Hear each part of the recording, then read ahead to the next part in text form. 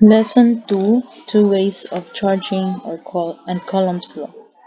So this will be our topic for our lesson 2. Two ways of charging. First, we have here charging by contact. So from the word contact, the process of giving one object a net electric charge by placing it in contact with another object that is already charged. So we have here an image. For example, in letter A, we have here a neutral metal sphere. That means it doesn't have charge yet, but when a charged ebonite rod was put near it and in contact with the metal sphere, some of the electrons transferred to the metal sphere, making this metal sphere from neutral to become a charged object. So some charges are transferring. That's why it's called charging by contact. Kasi nagkaroon ng contact between these two different objects.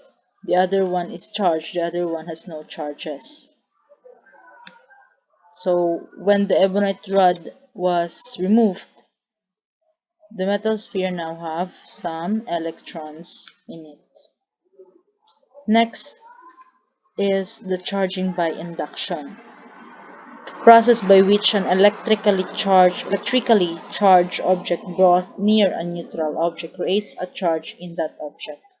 A method wherein a charge is created in a nearby object without direct contact. So for example, as you can see, we have two different objects here, a metal sphere with a charged metal sphere, and a charged glass rod.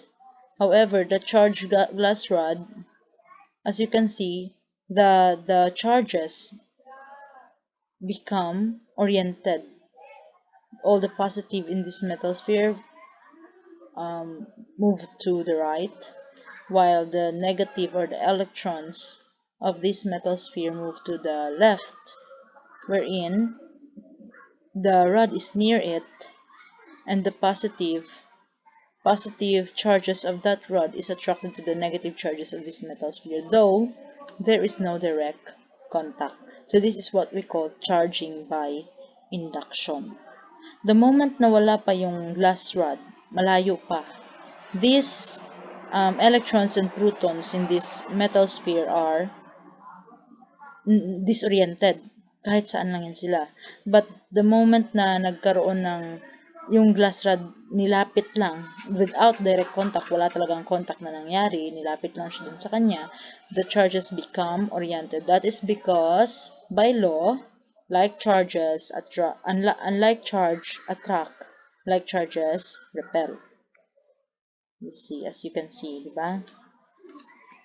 So you have here terminologies. Polarization, polar molecules. So what are these things? Polarization.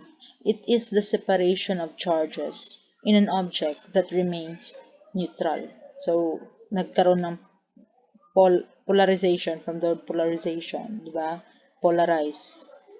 Polar molecules have a natural or inherent separation of charge although they are neutral overall. So electroscope, an instrument in physics demonstrations and student laboratories. It is typically made with gold foil, leaves hung from a conducting metal stem. So I forgot to put an image about electroscope. You can actually search in Google kung ano yung mukha niya. Pero usually wala na siya sa laboratories rather ngayon nowadays.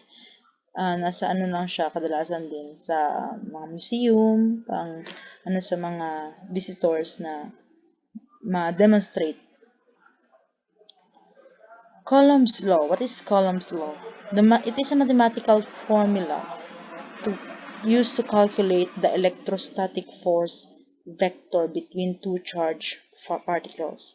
So that means from this statement, electrostatic force, ibig sabihin, in between charges, positive and negative charges, there is a force, and that is what we call electrostatic force. Merong force between them that causes the object to repel or to attract. and that is electrostatic force.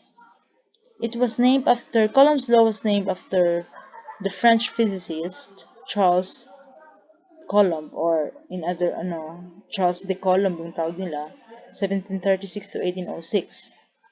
Coulomb was the first to propose a formula to calculate electrostatic force, or sometimes called the Coulomb force. So by definition, electrostatic force or Coulomb force is defined as the amount and direction. As you can see, there is amount and direction of attraction or repulsion between two charged bodies. A vector quantity. It is a vector quantity. If you still can recall in your Physics 1, we have two types of quantity, the scalar and the vector quantity. The scalar quantity having no direction but has magnitude. Vector has magnitude and direction. So electrostatic force, it is very clear here. It is defined as the amount or the magnitude and direction. That's why it is a vector quantity. And since it is a force, it is also expressed in units of Newton, since it is a force. So kaya yan, it is electrostatic force. Mainly, it is the reason why like charges repel and unlike charges attract because of this force. Okay? We can learn about a lot of things about these charges, kung ano yung causes, bakit, example, yung sa mga battery, but in the atomic level, we can understand that one by one here in Physics 2. Thank you so much. I never made it, but I know